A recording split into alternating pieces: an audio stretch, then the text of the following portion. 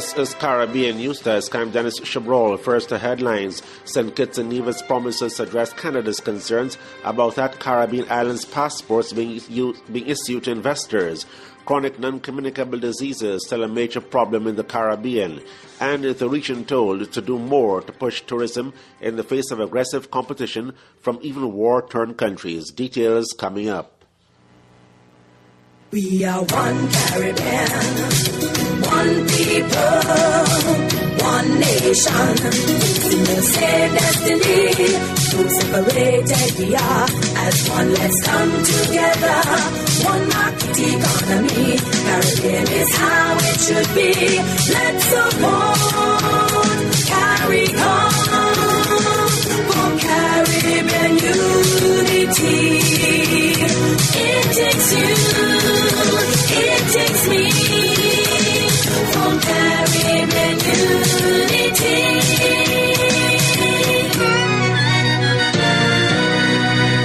St Kitts and Nevis has pledged to resolve security concerns by Canada in the wake of that North American country now requiring nationals of that 12-island nation to obtain visas. Canada says that its decision was based on concerns about the integrity of the Citizenship by Investment program. This decision follows the entry of Syrians and Iranians to Canada bearing St Kitts and Nevis passports. The price tag for economic citizenship is said to be as much as $1 million. St Kitts and Nevis' Foreign Minister Patrice Nisbett has told the residents of that Twin Island Federation that efforts are being made to address Canada's concerns. Canada is an important ally, an ally of long standing. Your government values the strong relations which over the years Canada and St Kitts and Nevis have built. Canada has important security concerns. The government recognizes this, and the government of St Kitts and Nevis shall do all in its power to respect and accommodate the concerns of so an important ally. Mr. Nisbett says that already previous names of passport holders are included in the passport observation page, and if their places of birth are printed in the passport and not only accessible electronically. The Foreign Minister says that the Economic Citizenship program has been rewarding for the largely tourism-dependent country. The St Kitts and Nevis Citizenship by Investment program has funded projects from agriculture to energy and infrastructure to health, all of which expanded opportunities for the people of St. Kitts and Nevis and improve our people's quality of life. This government is therefore committed to ensuring that the program continues to work and that it continues to work well. Iran and Syria are among several countries that are high on international terror watch lists. Cuba sells medicines and health technologies to more than 50 countries, including vaccines, generic medications, equipment, and diagnostic systems. The Director of Pharmaceutical Services at the Public Health Ministry, Victor Faife, says that about 30 new products from Cuba and a group of generics are being exported to the Bolivarian Alliance for the Peoples of America ALBA member countries and other nations of Asia, Africa, and even Europe. Figures compiled by state-run BioCuba Pharma, a biotechnology and pharmaceutical industry group, show that the communist island is exporting technologies and diagnostic equipment that allow early detection of congenital deformities, hereditary illnesses, and other conditions. According to the vice president of the group, Gustavo Sierra, Cuba has factories on several continents, and among the key products manufactured at those facilities are hearing aids and Heberproc P, a medicine for treating diabetic ulcers with an eye toward preventing amputations. Officials showed that the Cuban pharmaceutical industry produces 70% of the 888 medications sold in the country. Cuba also imports 290 of those medicines and currently is doing research on 150 of them to replace the imports. The Caribbean is not winning the war against chronic non-communicable diseases, or CNCDs, but the fight continues. Radio Cayman's Carsley Fuller has more from Grand Cayman. Speaking at the Cayman Islands Healthcare Conference, Executive Director of the Caribbean Public Health Agency, James Hospitalis, said about 40% of the region is living with CNCDs, and the biggest adversary in the war is obesity. You can show some successes in some parts of the world in tobacco. You can show improvements in blood pressure control. You can show improvements in breast cancer. This one, we ain't winning. These are the adult obesity trends in the Caribbean over the last several decades. We are consuming more and more energy, particularly fats, sugars, so the herd is getting fatter. Dr. Hospitalis says Dominica and Grenada are the thinnest countries in the region. Cayman is in the middle of the ranking, while the Bahamas and Aruba are the fat capitals of the Caribbean. And the consequences of this, I have a GP who's a friend. He tries to shake people up and he says, you see that belly you have? That's a metabolic malignancy. You're afraid cancer? Well, start to be frightened of this belly that you have because it causes diabetes, cancer, cardiovascular. It is associated with mental health problems, depression, anxiety, you have psychosexual issues. You have automatically 50% higher lifetime health costs if you're obese. He says government must step in at this point because when 40% of your population is overweight, your health care costs will go up and affect your economy overall. Ministers of Finance need to understand this and work with us in health to put in place the policy measures to prevent it. You have employment issues, lower productivity, you have higher absenteeism and presenteeism. If 40% of your population is obese, that just doesn't make sense to run your country like that. It's like running the AC and the heating at the same time. He urged local authorities to stimulate legislative change by setting up mandatory content labels for food produced locally, regulating school feeding environments, and limiting the advertising of junk food to kids. Reporting for Caribbean News Desk from Radio Cayman and the Cayman Islands, I'm Karsley Fuller.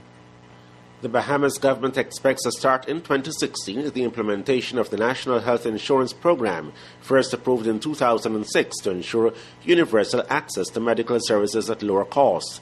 In an event to celebrate the retirement of a group of health workers in Grand Bahama, the Minister of Labour and National Insurance, Shane Gibson, said the government is working to advance the implementation of the NHI. He says that the latest statistics show that more than 600 persons died as a result of not having access to affordable health care. The NHI plan aims to provide health care to all legal residents of the Bahamas, regardless of age, income, or health status. Workers are supposed to contribute less than 10% of their income in taxes to the plan, which is to cover outpatient visits, prescription drugs, lab tests, and imaging services and hospital care, among other services. Under the administration of Hubert Ingraham, the National Prescription Drug Plan, one of the main elements of the NHI, began in 2010 to provide free-of-charge medicines to patients in first two stages of diseases and then offering them at minimal cost if they entered advanced stages. In recent months, the government has selected Costa Rican consulting firm Sanagest International to study the costs of implementation of the NHI. According to the National Health System of Bahamas Strategic Plan 2010 to 2020, an estimated 70% of the country's 347,000 people are overweight, 38% engage in little to no physical activity, 37% suffer from hypertension, and 10% have type 2 diabetes. Tourists and undocumented immigrants will not be eligible for care under the NHI. The expansion of the Caribbean community's diplomatic relations with Eastern European countries continues with the accreditation of the first ambassador from Georgia to the regional organization. CARICOM says that Otar Berzinashvili is the newest diplomatic representative following the accreditation last week of an ambassador from Lithuania. CARICOM Secretary General Erwin LaRocque says the historic expansion of diplomatic development, trade, and economic relations constitutes for CARICOM a deliberate and key element of its coordinated foreign policy. LaRocque emphasized the need to share experiences with countries at a similar stage of development as CARICOM member states. Georgia will cooperate with CARICOM in areas such as security, culture, education, the environment, sport, trade, and tourism. In July, 15 member states agreed on a strategic plan for CARICOM 2015 to 2019 with the goal of repositioning the organization to meet current global economic challenges. The chairman of the Caribbean Tourism Organization, Richard Seeley, says the region has to do more to push its tourism product in light of stiff competition from other parts of the world. Seeley, who is Barbados' tourism minister, says the competition is coming from troubled countries as well. Places you associate with civil war and strife are there wooing tourism business and attracting investment and tourist arrivals all over. War-torn countries, people that you would see on the CNN and so on and associate with strife, and they are actively engaging in tourism business. So the competition for the region is on and it's serious. And yes, Minister, we have to collaborate. Seeley says the key is to promote tourism aggressively. How then can we be assured of continued viability in the face of this competition? I'm a big believer in the Caribbean Tourism Organization has pushed it, the promotion of tourism awareness, which of course informs, educates and energizes citizens to participate and contribute to tourism activities. The CTO chairman notes that the Caribbean tourism sector appears to be bouncing back from the global economic crisis that had seen fewer North American and European visitors coming to the region. Now, he says there has been a 4% increase in stopover visitors to the Caribbean. That's just under 21 million arrivals between January and September. There has been also a 12% increase in cruise visitors. Another good sign, Mr. Seeley says, is that there are more than 30,000 hotel rooms under construction across the Caribbean. With the likelihood of an early poll, Guyana's ruling People's Progressive Party Civic is holding talks about presidential nominations. Party General Secretary Clement Rohe says that so far President Donald Ramotar is the only candidate for the position of president. Rohe told reporters that the PPPC Executive Committee is expected to deliberate on the presidential nomination, as well as the nomination of the party's prime ministerial candidate, and that a public pronouncement on both nominations will be made soon.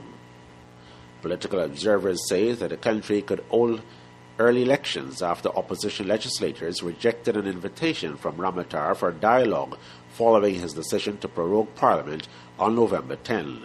Ramotar has defended his decision, saying it was intended to pave the way for a greater dialogue among political parties, while keeping the current Parliament technically alive to address critically important issues.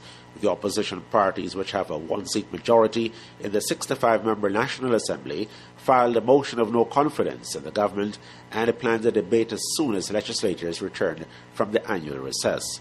Ramotar has made it clear that if talks with lawmakers fail, he would move to hold fresh elections. The last general elections in Guyana were held in November 2011, when the PPPC won 48.62% of the vote, followed by a Partnership for National Unity with 40.83%. The Alliance for Change got the remaining votes.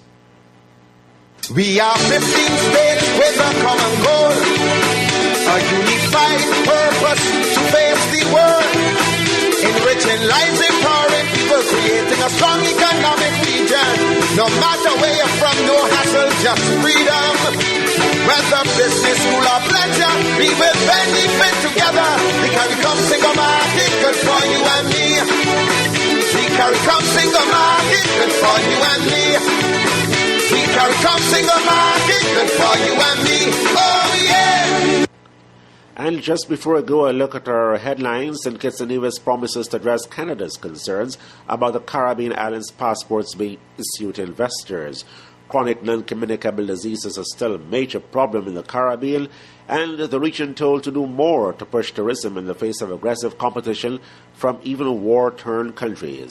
Don't forget you can visit us on our website at caribnewsdesk.com or on our Facebook page at facebook.com/caribnewsdesk. We are also on Twitter at twitter.com/demwaves. Thanks for joining us. I'm Dennis Chabrol. Have a good evening.